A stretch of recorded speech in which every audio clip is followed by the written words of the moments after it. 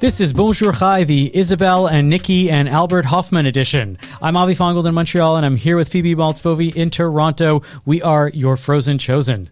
Today on the show, we are eagerly anticipating Purim, and the only way we could top last year's weedstravaganza was to go even higher, and so we set out to find out about Judaism and psychedelics. Is there a connection? I mean, like a real deep connection?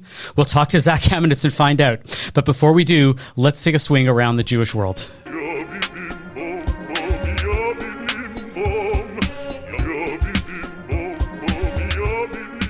Phoebe, how have you been? I've been well. How about you, Avi? Good. It's been busy, but always, but doing my thing. Purim is coming up. We have a big Purim meal planned. We have costumes for kids to deal with. We have, lots of stuff happening in the house. So, Purim's on my mind. That's interesting because you know what's on my mind holiday-wise? Hanukkah. And I'll tell you why. Because I'm going to do a little pre-nachas where I endorse out-of-season latkes.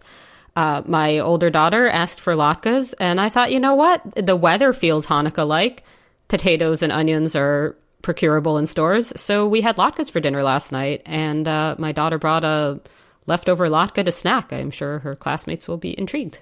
Do you remember at the University of Chicago the last Wednesday before Thanksgiving? I do know where you're going with this. I covered this once as a journalist. Latkes and Hamantaschen? Yes. The latkes versus Hamantaschen debate. The great latke-hamantash debate. Okay, yes. Definitely latkes for me. What about you? Totally, definitely latkes also. But they used to actually have a live debate. They turned it into a book, but they used to have a live debate every year at, I think it was like one of the big halls on campus. It was huge event. And they would get four professors, like actual professors distinguished professors from within their respective fields to argue one or the other.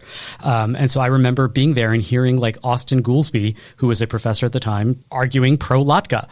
And I'm sitting there like in the audience and hearing other professors and economists and education professors and sociologists all taking their side. And this was like a fabulous annual occasion at the University of Chicago. Yes, absolutely. Even though it's kind of it's a foregone conclusion. Like it's of latkes, course. but yeah, because Hamantaschen are inferior. They're just not good cookies. So that's like a problem. No. I mean, I'm not super into cookies generally, and certainly not that type of cookie generally. Yeah. So I think it was always going to be about the latkes.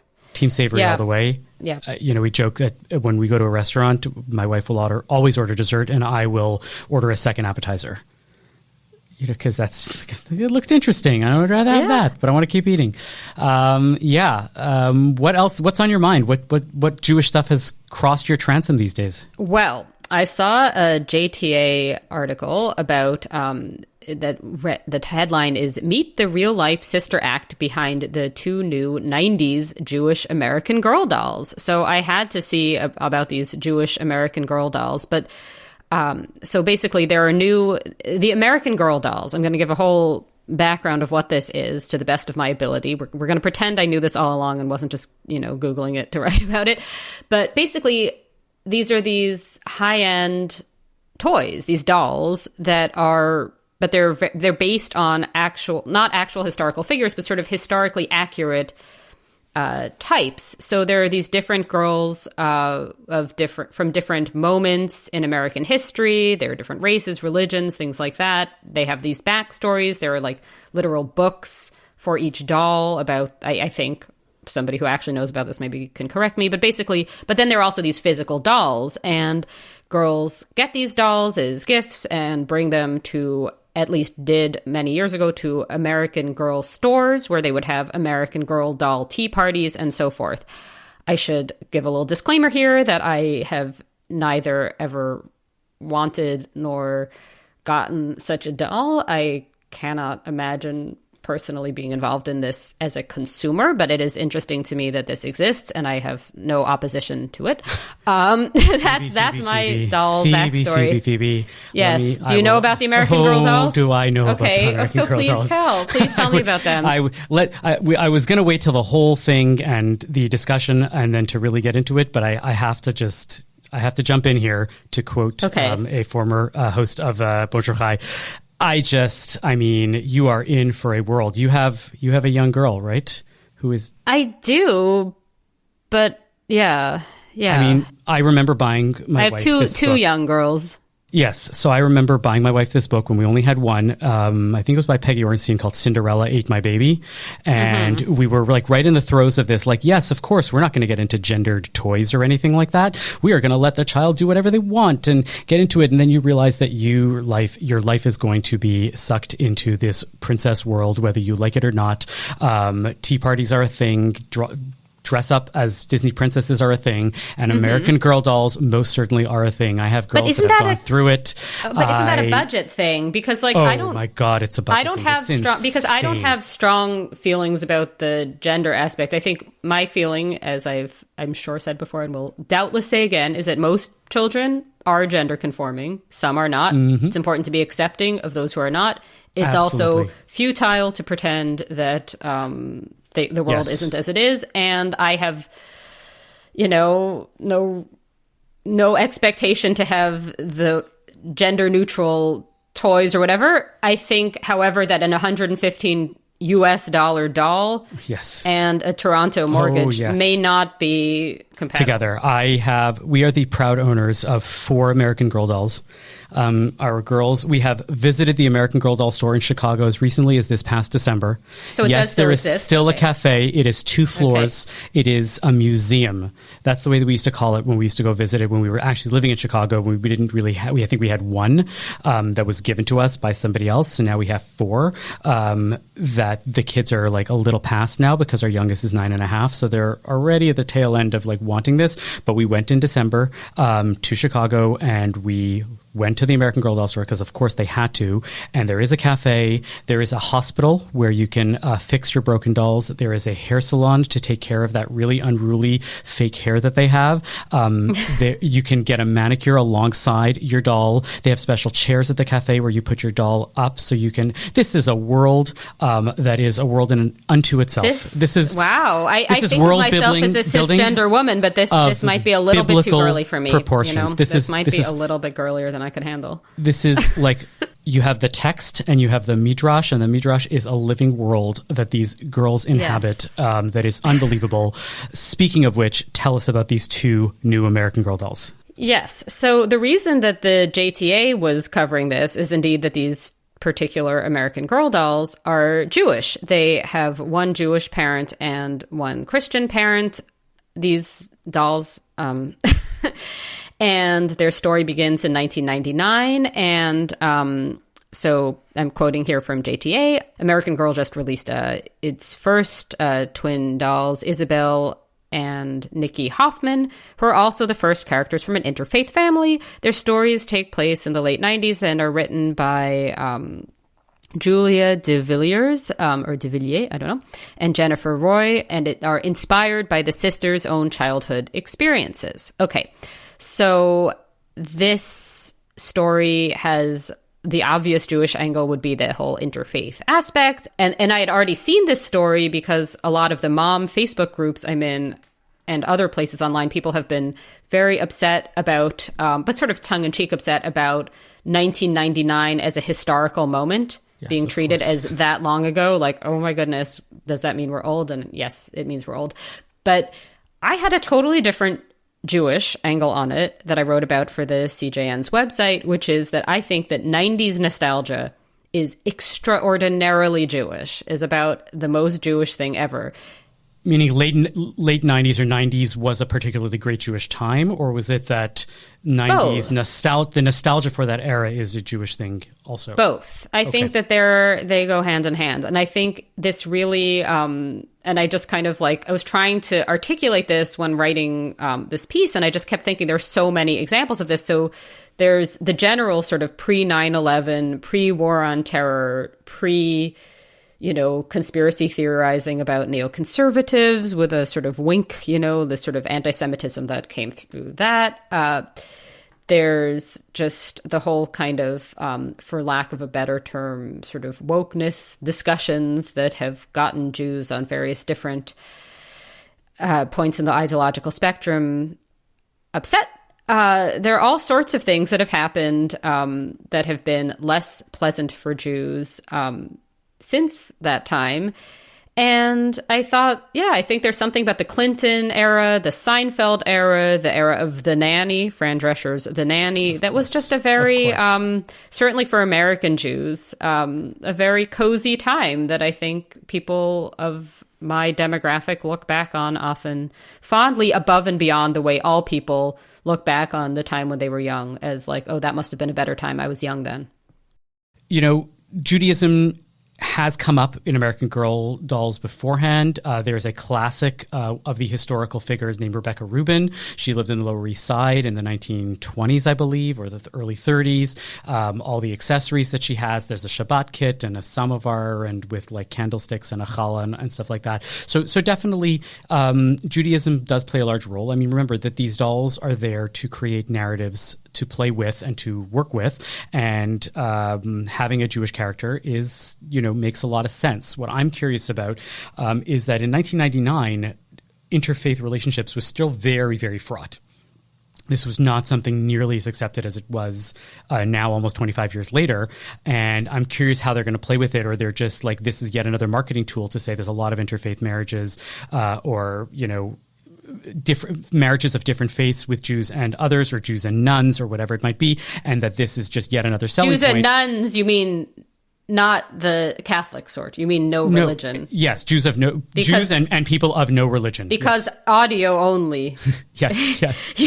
I'm thinking like, whoa. On Purim, I see many people married to Jews and nuns, but only on Purim. But even then, that's anyways. So that's like one aspect of it. But I definitely, I was reflecting on this, like, what is this nostalgia and this positivity?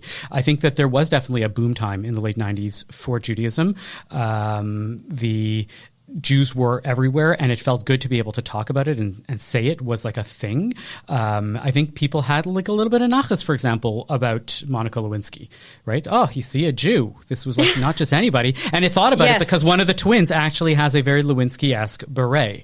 Well, that's why, yes. So I wrote about Monica Lewinsky in my piece also because I think there was something about that, like, prior to that, I think there had been this idea of the Jewish woman as kind of like the frumpy one who, Woody Allen / Philip Roth has an alter ego who's fleeing from, or it's the nagging mother. And then there's Monica Lewinsky. And while it's obviously a more problematic story, and everybody knows that these days, at the time, it was like, you could be the hot one who the president likes. And then there's the Israel angle, which I think we will begin to perhaps touch on here, which is that I think you think of Oslo, you think of a time when I would say, and I was a child in the 90s. I don't know what I'm pretending, but like my impression of that time is that the sort of normal view among at least American Jews was that, yes, there will be a two-state solution. It will be wonderful. It might be difficult to get there. Whoever gets everybody there should get the Nobel Prize and well done and all of that. But like that seemed plausible. Everything was going to be fine. Mm-hmm. There was going to be peace in the Middle East.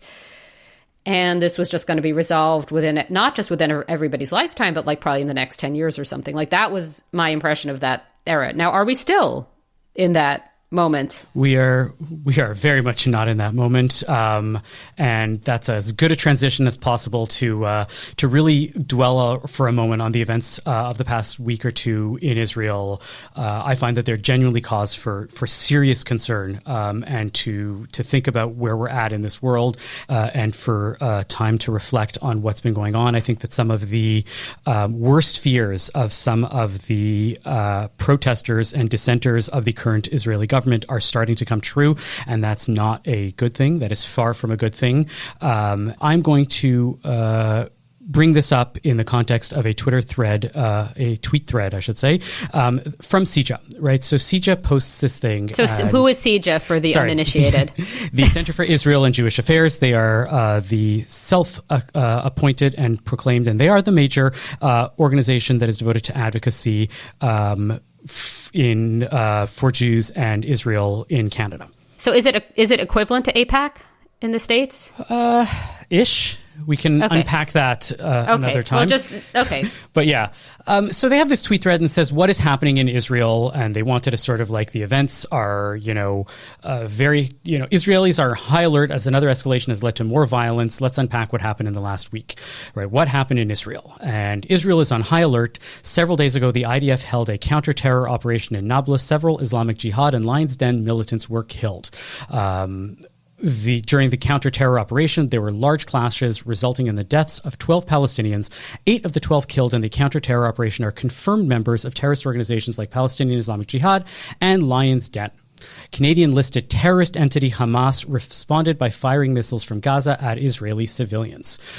In the past 48 hours alone, 3 innocent Jewish civilians were murdered by Palestinian terrorists. Following the murders of Hillel and Yigal Yaniv, fringe Israeli extremists took the law into their own hands and violently rioted in the Palestinian village of Huwara. This violence is unacceptable and has been condemned at the highest levels of Israeli society. It's weird because they have a tweet, but then they also have a picture that says the same thing but slightly different. Fringe Israeli extremists decided to take the law into their own hands and violently rioted the Palestinian village of Huwara, destroying 35 homes and torching 95 cars. A Palestinian man was killed in the clashes. Israeli leaders have condemned the violence, and IDF soldiers assisted in rescuing Palestinian residents. We pray for peace and calm in the region and for Israelis and Palestinians to be able to live free from terrorism. And it ends with a picture of a Jewish kid and a kid with a keffiyeh on his head, and the caption that says, all Israelis and Palestinians deserve to be free from terrorism. Oh, I forgot to mention that these kids are sitting shoulder to shoulder with their arms around each other, and they're facing away from the camera. Okay, so this is sad. Boy. This is terrible. Yeah, I mean, that I'm just saying, oh boy, to that thread. Wow. Okay. I haven't actually seen it, but from your description. I'm not on Twitter, so, this is relatively new to me, how these things come out and what's going on and retweets and all that stuff. But I'm sorry. I am not going to let this moment pass by without calling out the discussions that I've been hearing online and in real life, and especially by major Jewish organizations such as CIJA. And honestly, I'm a little bit disgusted because there are Jews that are doing horrible things. There are Jews that are committing atrocities. And honest reporting, if this situation had been flipped and the same exact words were used as Israelis and Palestinians, they were the object and the subject of every sentence was flipped, they would absolutely be all over this and have huge problems with this. They would be putting out a press release, a story, analyzing this thing completely, right? When CIJA goes and says 8 of the 12 people are confirmed members of terrorist organizations, that means that CIJA is not willing to recognize that the IDF killed 4 innocent civilians. Mm-hmm. Well, they didn't use innocent. What I noticed in the thread was when you say about the one Palestinian man was killed, they don't say one innocent. Yes. So first of all, they don't mention that there are 4 civilians in that initial clash. Yes. Right? That happens. Yes, that jumps out as well. Then they don't mention that the Israelis are terrorists. Right? If these were Palestinians, they would be up in arms if CBC didn't use the word terrorists. These are people committing acts of terror on innocent people, and they are Israeli terrorists, right? And they write that one person was killed. If CBC had written that, again, they would say murdered. This person was murdered, right? Because if the Israelis that were in this situation were murdered, why was this Palestinian not murdered?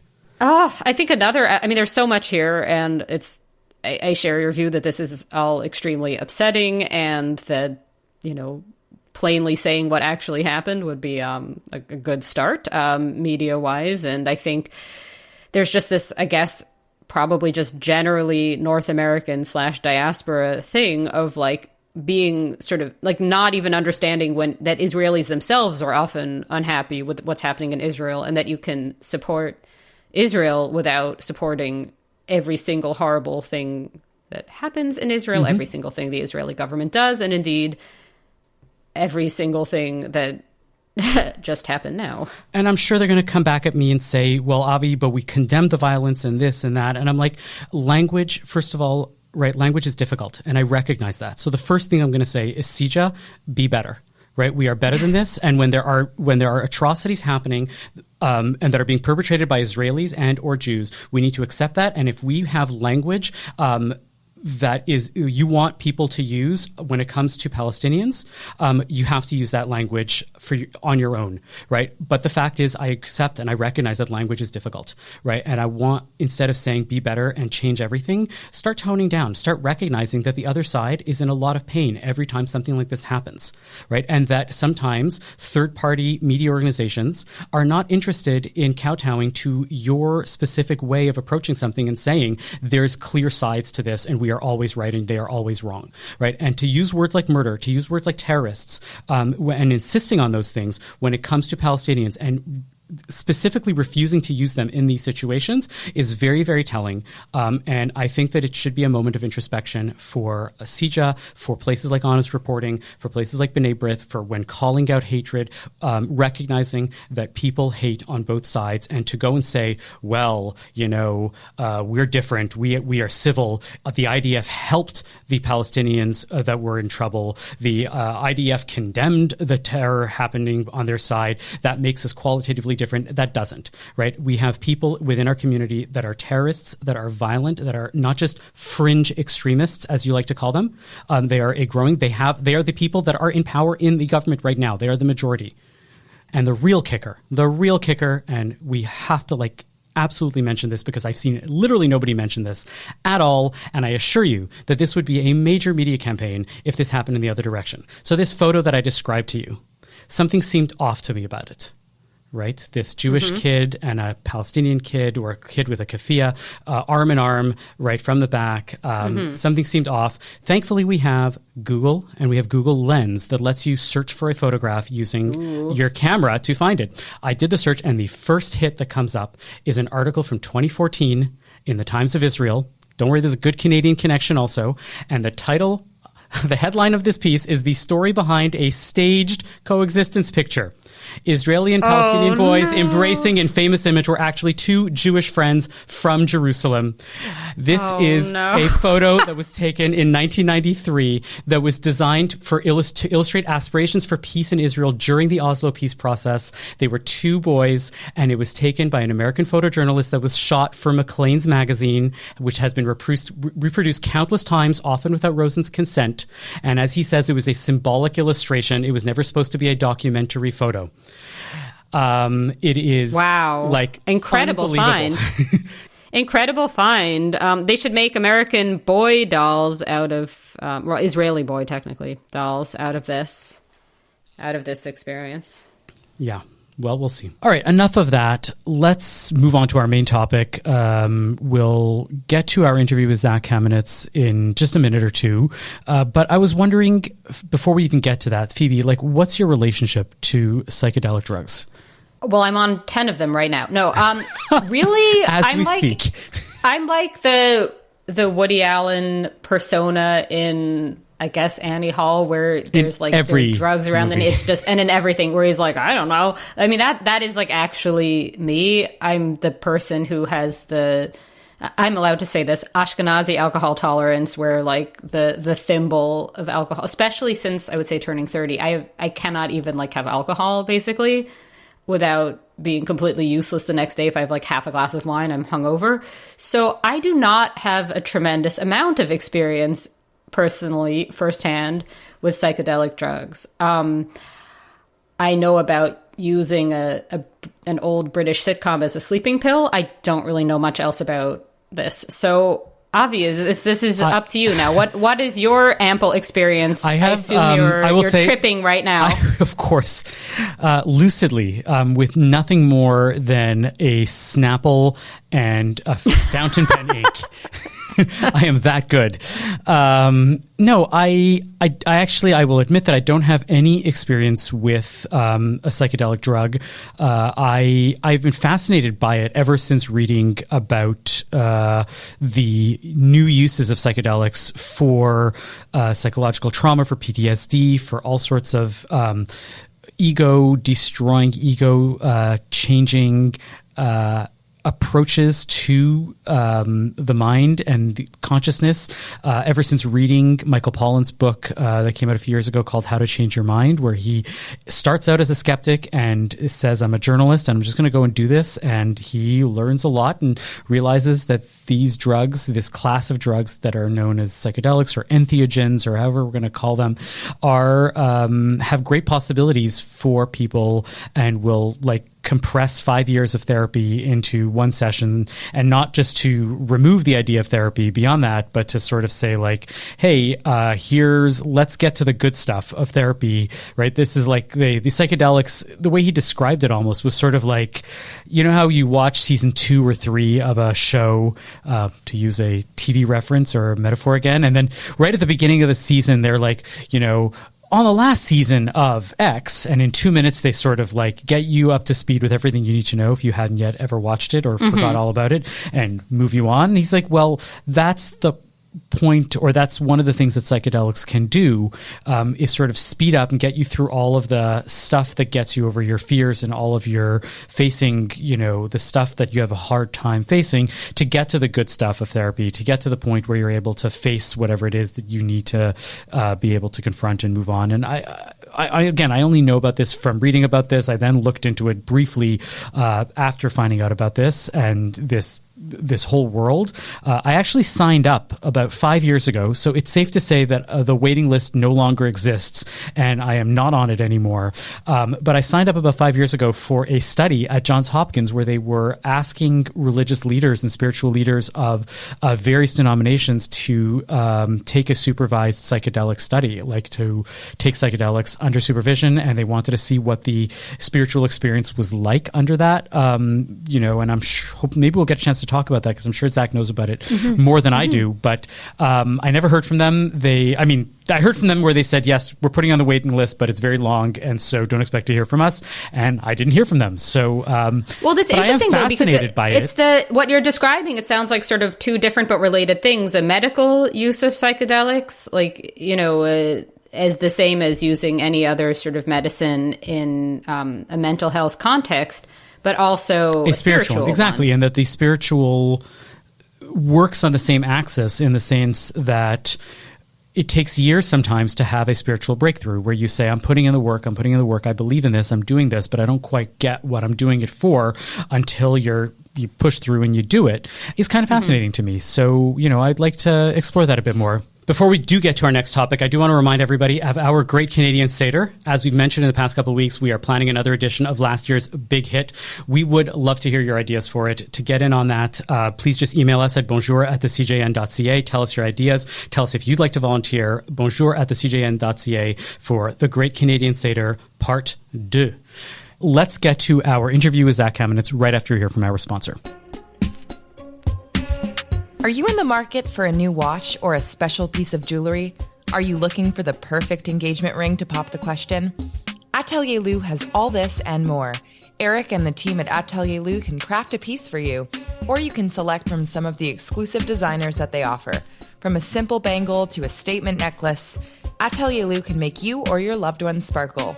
Located in the heart of Westmount in Montreal or online at atelierlou.com, visit Atelier Lou for your next watch or jewelry purchase. And when you do, make sure to use promo code BON18 for 10% off your next purchase. That's atelierlou.com. I first ran into Zac Kamenetz virtually. We have still never met face to face, except through these screens, on the magic and the weird, interesting world that was Clubhouse, peak 2021, when it was a really cool thing, and we found each other in all the same rooms talking about Jewish stuff, and he was out there at the forefront then, talking about psychedelics and how Judaism and psychedelics can interact and intersect with each other.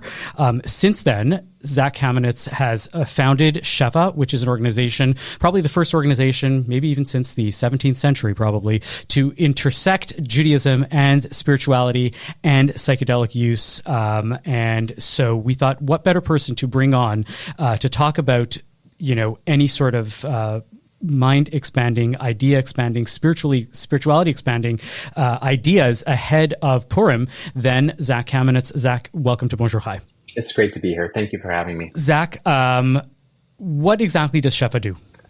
So, like you said, I think that we're probably one of, or the organization that is starting to look very carefully at what it could mean for psychedelics to be incorporated as tools, as partners or allies in Jewish spiritual growth and development, and also for the purpose of healing, individual and communal healing that specifically Jews have to do.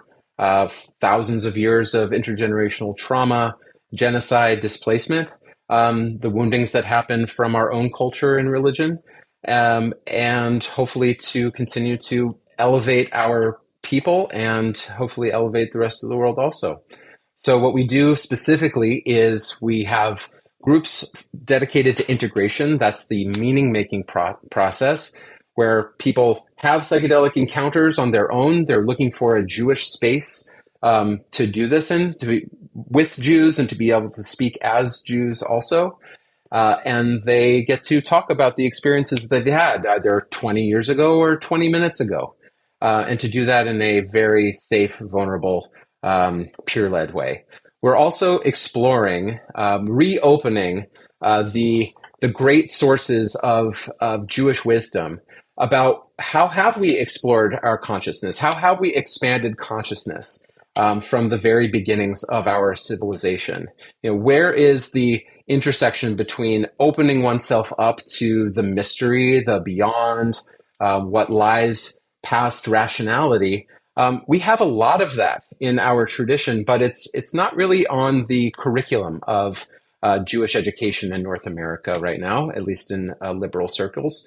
And we want to actually raise up those very interesting maps of consciousness, maps of reality, maps of the human spirit. And we also want to find opportunities to celebrate in community, for people who have had these experiences one way or the other, if it's in Peru, in ayahuasca, or a ketamine clinic in Toronto, or at a fish concert with a bag of mushrooms around a bunch of friends. These could be very opening, very meaningful experiences, and they become some of the most meaningful experiences of these individuals.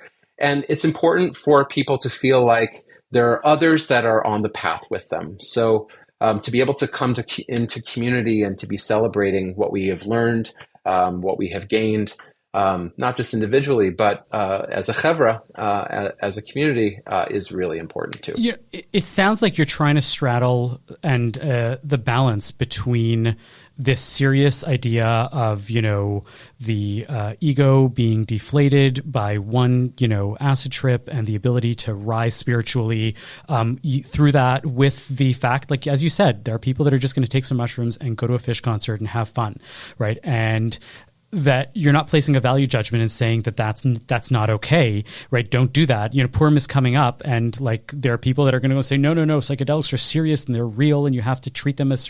And I'm like, no, there could be some absolute enjoyment that you can get out of just having a psychedelic experience as well. Is that seems to be where you're going?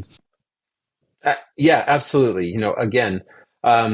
People are doing these things in lots of different settings, and I like to say sometimes casually and sometimes consciously. This is not to make everything as serious as I think when people start encountering psychedelics mostly in general culture right now, it's about medicine for PTSD, for a diagnosis and a therapist. But that's not how these things have been used in North America for the past 60, 70 years. And also that's not how these materials have been used in traditional cultures either, where, yes, there's ritual, yes, there's, coming to terms and making a stronger community through them. We don't judge, we're not determining how these things should be used, but if someone has some opening within them that either they have no connection to their Jewishness, and this has opened the possibility that their Judaism can be personally meaningful and as a ballast for their lives in some ways, we want to help them make those connections. Or people who have very thick Jewish identity and Jewish practice, but just don't know how do I actually plug that into my personal psychedelic experience? We want to help them there too. But again, whether it's fun or functional, we want people to know that they're not in this alone. I was wondering, you talked about like the last 60, 70 years, and I was just thinking about, and also about Fish concerts, and I was wondering about if there's any kind of tradition among Jewish musicians, and I'm including musicians who happen to be Jewish, and I'm thinking about like the late 60s and so forth, like, you know, if there's a kind of history of Jews and psychedelics there, maybe. Well, I think we have... Not to name any specific names, but some come to mind.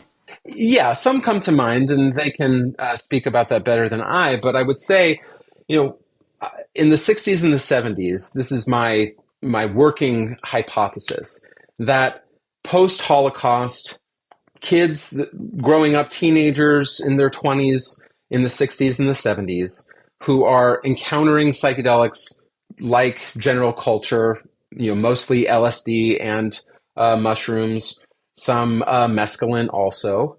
They're having major spiritual, personal openings. They are seeing, you know, the creation of culture, not as something that is a given, but that there's a possibility, the entire counterculture movement. And I think that probably what happened is that at the same time as psychedelics are coming into the culture, there are Eastern traditions that are not, you know, weighed down by the pressure and the pain of Jewish past. There are more accessible models, at least in Americanized versions of Buddhism and Hinduism, that actually talk about consciousness, that talk about soul, that talk about presence and purpose. That's more accessible than, you know, Hashem Elokeinu, Hashem Echad. Wow, geez. And then I think that, you know, all of the Joseph Goldsmiths and all of the Sharon Salzbergs and all of the Ram Dasses, all of these powerful Jewish geniuses, they gravitated toward these Eastern traditions and found homes in these traditions and are now leaders of them because of their psychedelic experiences. The other way is that people like Reb Zalman Schachter Shalomi of blessed memory, people like Rabbi Art Green, people like Rabbi Shefa Gold, they also have their meaningful psychedelic experiences, but they want to go home with it. They want to know, I want to either, you know, for Reb Zalman, who was a dedicated Lubavitcher all of his life, there's something spiritually potent in this psychedelic experience that maybe I can actually share with more people. For Rabbi Art Green, he only started getting into Chassidut and Kabbalah, and then wanted to translate his direct experiences with the mystical and trying to connect it to the traditions that were taken off the table for liberal Judaism. So we have a lineage, and it might even go farther back. I'm not a person that starts finding drugs or hallucinogens in the Bible. But, you know, just as of 2020, a team in Bar Ilan was able to isolate cannabinoids, right, the active compound in cannabis, in an altar, an incense altar that was found in Tel Arad, outside of Beersheba. So something was happening with cannabis in ancient Israel. Now, it didn't come to us as a continuous lineage or practice, but it is there also. But we have a profound tradition of expanding our consciousness in really rarefied, beautiful ways as well between then and now. Dr. Hoffman, was he Jewish? The one who first was not? No. Albert Hoffman was not Jewish, okay. No. But interestingly, just, you know, in terms of history, so he was the first person to synthesize LSD. I think his first successful and purposeful ingestion of LSD on what is called Bicycle Day was also the same day that the Warsaw Ghetto was being liquidated, rather. So, you know, there's a very different history between what happened in the Gentile world with psychedelics and what happened with Jewish culture. Excellent. It's just the previous segment we were talking about the American Girl dolls, and their name is Hoffman also. And I was like, oh, what a good intersection would that have been if the Hoffman twins from the American Girls from 1999 were related to Dr. Albert Hoffman. But, not to be. So what does the intersection look like? I mean, it's clearly going to be very, very varied, but what are some examples, right, of some of these experiences that people have been able to synthesize, to use the term, Judaism with a psychedelic experience? Yeah. Well, what we have been doing, because these materials are still illegal in this country, although things are changing very quickly. You've seen places like Oregon, Colorado, various cities which are decriminalizing things. But on the federal level in the United States are still illegal. They are still Schedule I substances. But I think a lot of the research that is happening in places like Johns Hopkins, NYU, UC Davis in Northern California. I signed up for the spiritual leader study at Johns Hopkins many years ago, but they never. Oh, did you? I never got it off the waiting list.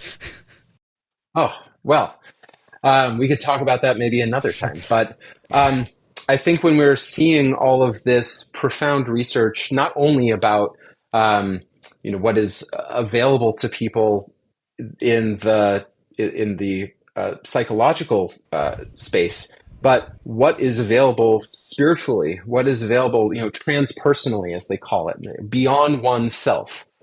And what we're finding when people come to us is that they've either had an experience and they want to ground, anchor, make meaning of those experiences within their Jewish framework, or they're preparing for an experience and want to know, what is the ritual that I could be bringing here? How could I prepare myself for this in a Jewish way? That is, I think, really valuable. And also, what's important is that most of the spaces that people are finding themselves in that are psychedelic, whether it is a ketamine clinic again, or whether it's working with an underground therapist, is that those spaces are not always conducive to one's Jewishness, either in the iconography or the music choice, or even just the assumptions about what is happening, what is occurring to that person at that time, or what's even the best advice to give a person in the integration. So we are giving people, I think, tools and criteria to say, how do you allow your Jewishness to show up in this space? How do you let your tradition guide you? How do you even call on your ancestors to support you in this process? So we are taking the language that seems to be permeating psychedelic space, and we're also bringing in these aspects of Jewish practice, Jewish religion, Jewish spirituality that I myself was not raised with. Do you have a personal and abiding relationship with Avraham Avinu and Sarah Imenu?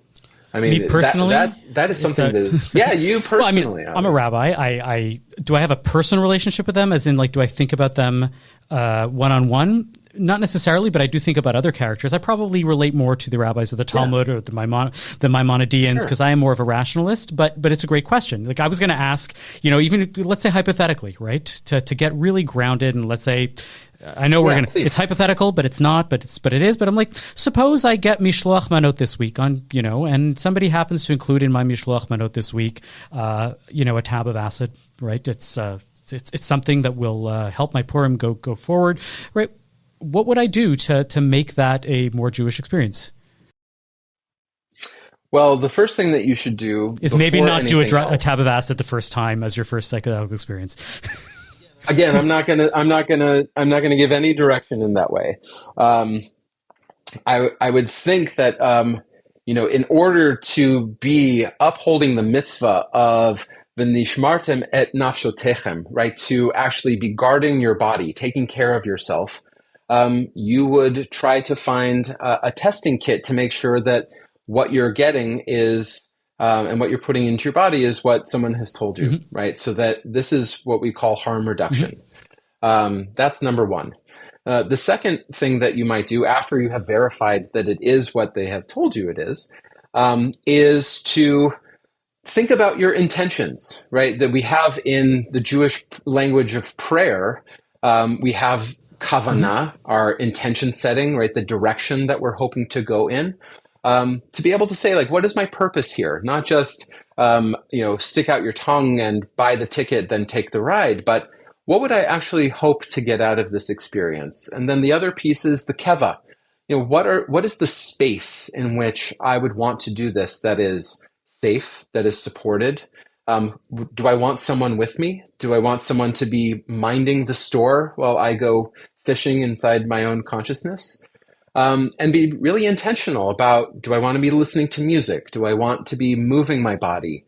Are there any, do I want prayer or ritual to be part of this? Can I just jump in and ask a really practical question that relates to this? Because I am a complete ignoramus in these matters.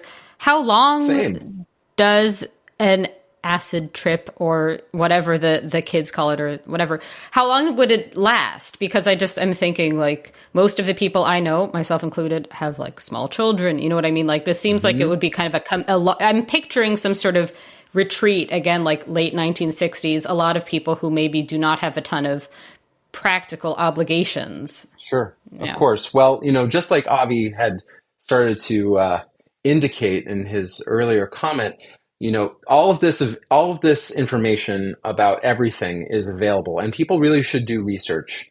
There's good information out there on the internet about the subjective effects of all of these chemicals in plants and fungi.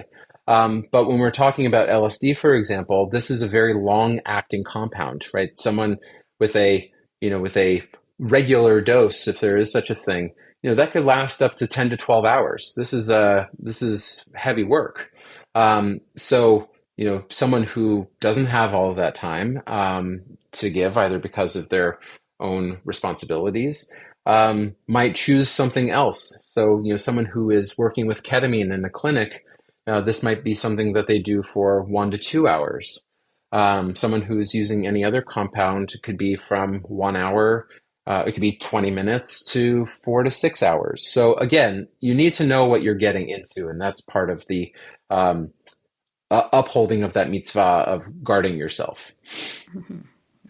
Yeah, I find it fascinating that's, it sounds like what you're doing probably could be what anybody's doing, but grounding it in Jewish texts and Jewish ideas, right? Even the preparation for it and the way in which you come forward to it is doing that. Are there any people that have done like created rituals that are specific to a psychedelic that have a strong Jewish content, that are innovative, that you're like, that's, if you want to know what people are doing with Judaism psychedelics, look to that? Yes, plenty of people are doing this individually. They're doing it in small groups. I'm not at liberty to share anybody's name here, but people are working with this, and we might be the first organization that's dedicated to working these things out. But there's a lot of great work by great individuals out there, and we're wanting to raise them up in the ways that are appropriate. I noticed my old friend from university, Ami Silver, is on your faculty. Yeah, he's truly a fantastic educator, holy man, brilliant educator. He's also a therapist, and so people are quite innovative with their rituals. I think whatever is the desire of a person's heart. If they want to have Shabbat energy, people are setting a full Shabbat table for themselves on a Wednesday, just to be able to bring that kind of awareness. Or they're bringing people over for Friday night, but having the entire evening be infused with cannabis. And people are trying to be intentional about how much and when. What is the space for ritual? What is the space for silence? Do we also schedule a hike that Sunday after, so that we can begin to integrate and talk about what it was like for us? In Toronto, often a Friday evening could be infused with cannabis just if you walk down the street. But of course, Canada joke. Canada joke. That's all. Sorry. I mean, talk about Canada. I'm aware of people in cottage culture in Canada that that they spend a week at the cottage with their friends, and are for the purpose of expanding consciousness when the sun goes down around the fire by the water. So people are doing this in lots of ways that please God, are nourishing their souls. And at the same time, we know that people can have negative experiences. And that's not just because of the subjective effects, but they found themselves in a situation where they didn't know the person that they were actually working with as well as they should have. They're going to retreats that they didn't do enough research about it and find themselves in harmful situations. And so again, this is not just because that drugs are cool, but people need to also be drugs are be cool? aware that drugs can be cool, but I would say maybe the drugs themselves are relatively safe, but the company that they find themselves with could be less than safe. And so people need to be more careful about that than the substances. Is that something that might change in terms of is it because drugs are illegal and you don't know what's in them? Does that play a large role here, do you think? I would say, drug testing, regardless of the drug, is a very good practice.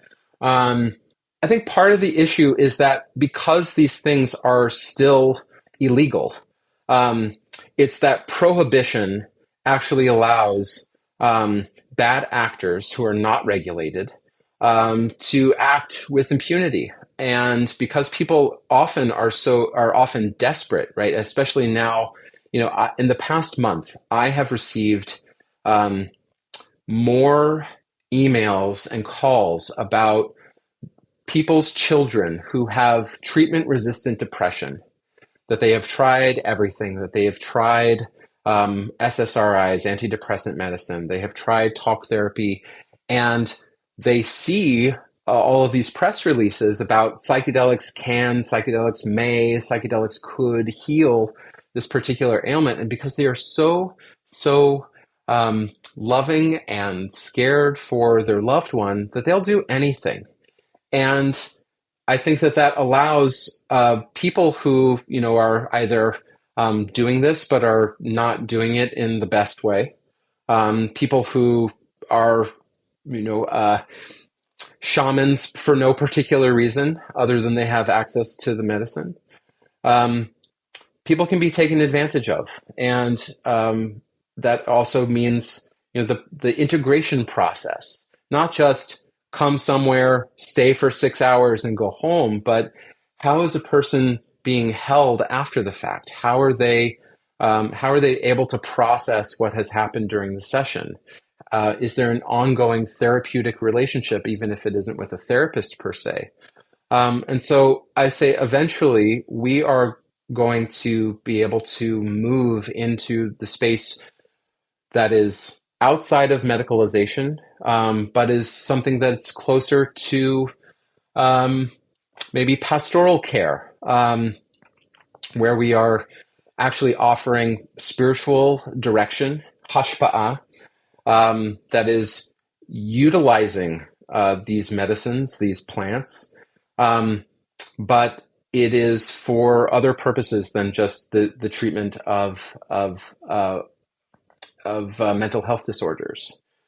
So we are making our path toward that future. Have you had any pushback from Jewish communal leadership, whether rabbinic or other communal leaders, who have said that this is not a path that the Jewish community should be going down and you should not be doing this?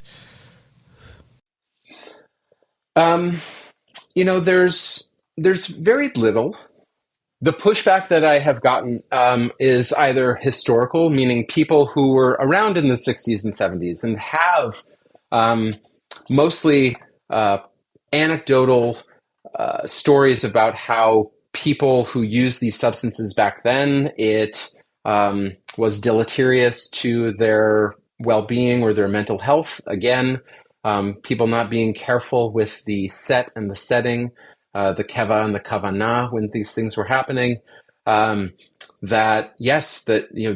can be destabilizing experiences for people if they're not held in a good container.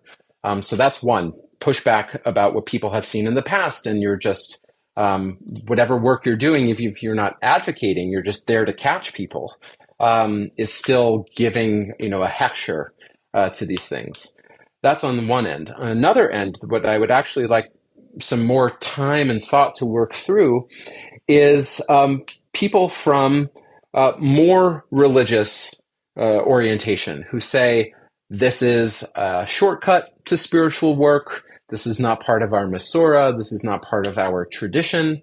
Our tzaddikim, our wise people, our sages, did not use this to achieve the heights of spiritual refinement.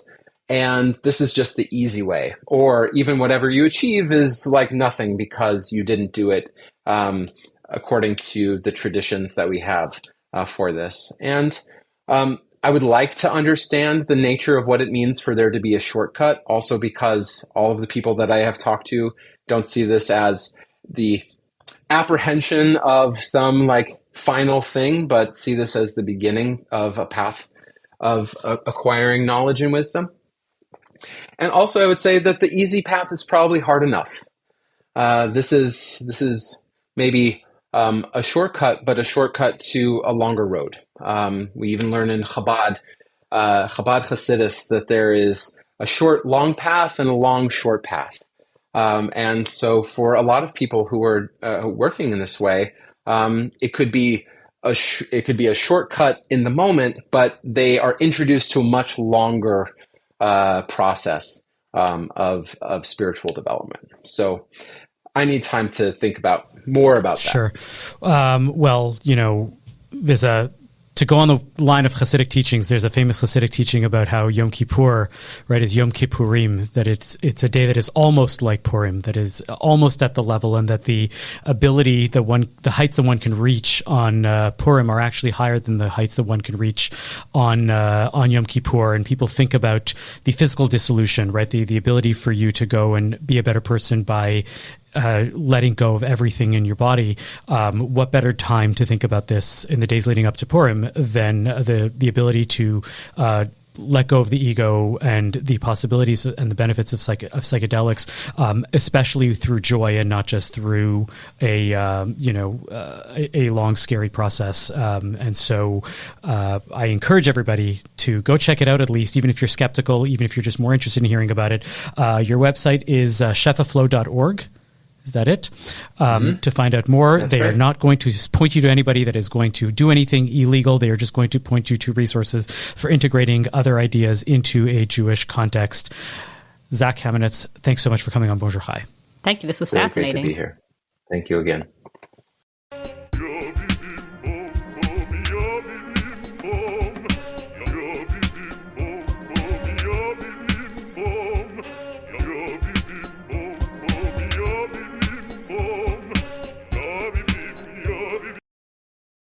And now it's time to the show for our nachas this week. Phoebe, what's your nachas? Well, mine actually has a bit of a CJN connection because our colleague Ellen Besner just interviewed Dr. Daniel J. Drucker, an award-winning Canadian researcher behind the diabetes drug Ozempic and other such drugs. Is this the drug that's like taking the nation by storm and making people lose their weight? Yes. So my nachas is, while I also have nachas for, miraculous drugs of all kinds, which is perhaps on topic also for today generally, but that's not what I mean in this context, of course. But but what I'm going to praise right now is Matthew Schneier's New York Magazine cover story about the off-label uses of such drugs and what they mean for the body positivity movement. So basically the same drugs that can be used to really sort of in this revolutionary way treat, I believe it's type 2 diabetes, can also allow a fashionable, thin woman or person of any gender identity become even slimmer. And apparently there's a bunch of that happening in fashionable circles in New York City and elsewhere. And anyway, the article, though, Matthew Schneier's article in New York Magazine is just really, really interesting in terms of what it says about there had been this kind of cultural moment where it it was supposed to be a thing of the past, wanting to be skinny. People weren't supposed to want that anymore. People were supposed to have sort of moved past that as a goal. And evidently that now that it's possible to take an apparently quite expensive, at least in this off-label usage, medication to be skinny, you got a bunch of people doing that. So yeah, I really recommend that article. I will check it out. I discovered an album. I have mentioned in the past multiple times how I love Jewish music. I love music in general. I find that there is less and less great Jewish music that is coming out lately. Maybe I'm just not discovering it. So if you have albums that you think I should be listening to, you should be sending them to me. But I did discover a new album by this group called Raza, and their album is called Capella. They are associated with Hadar in New York and their Rising Song Institute, I believe. But it's a recording of 22 women singing Hasidic nigunim, Hasidic songs, like mostly wordless songs.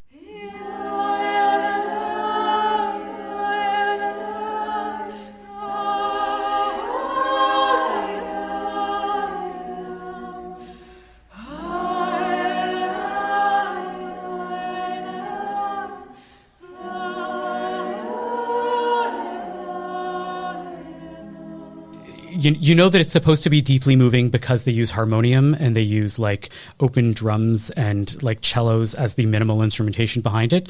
But you often hear these Hasidic songs being sung by male Hasidim at male Hasidic events, and they're just all singing together, especially on Shabbat, without any instrumentation.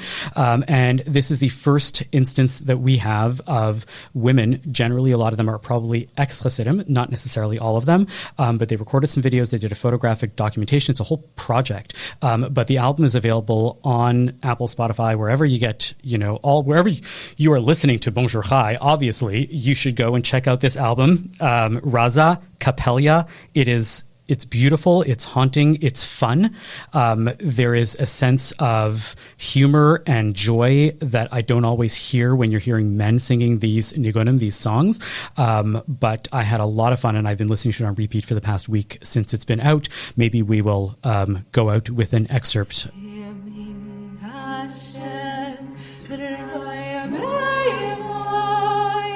Phoebe, it's fabulous as always. This has been a fun show. Thanks, Avi. This has been fun.